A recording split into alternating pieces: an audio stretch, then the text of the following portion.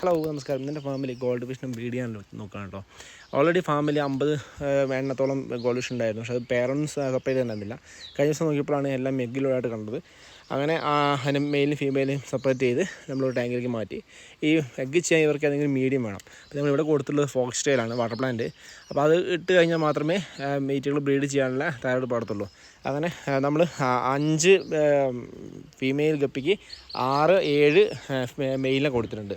എന്ത് ചെയ്യുന്നാലും ഒറ്റ ദിവസം കൊണ്ട് തന്നെ അത് ബ്രീഡായിട്ടുണ്ട്. അപ്പം അതിന് 5 മണിക്കൂറെ എടുത്തുള്ളൂ ബ്രീഡാകാൻ വേണ്ടിയിട്ട്, എഗ്ഗ് ചെയ്യാൻ വേണ്ടിയിട്ട്. അത് നല്ല ഫെർട്ടിലൈസ് ആയിട്ടുണ്ട്. ഈ ഫെർട്ടിലൈസ് ആയ എഗ്ഗൊക്കെ ഞാൻ എടുത്തിട്ട് വേറൊരു ടാങ്കിലേക്ക് മാറ്റി. അപ്പോൾ ഇല്ലെങ്കിൽ ഈ ഗോൾഡ് ഫിഷിനെ തിന്ന് കളയും. നമ്മളിപ്പോൾ ഈ കാണുന്ന ഫോക്സിൽ കാണുന്ന വൈറ്റ് ഡോട്ട് കാണുന്നില്ല, അതാണ് എഗ്ഗ്. നല്ലോണം ഫെർട്ടിലൈസ്ഡായ ഒരു എഗ്ഗ് കേട്ടോ അത്. അപ്പോൾ എല്ലാത്തിനും ഇപ്പം നിലത്തിലിട്ട എല്ലാ ടാങ്ക് കാണുന്ന എല്ലാ ഫോക്സ് ടെയിലും നല്ലോണം എഗ്ഗ് അവർ സ്റ്റോക്ക് ചെയ്തിട്ടുണ്ട്. ഇനി നമുക്ക് വെയിറ്റ് ചെയ്യേണ്ടത് 4-5 ദിവസം വെയിറ്റ് ചെയ്യാൻ വേണ്ടു.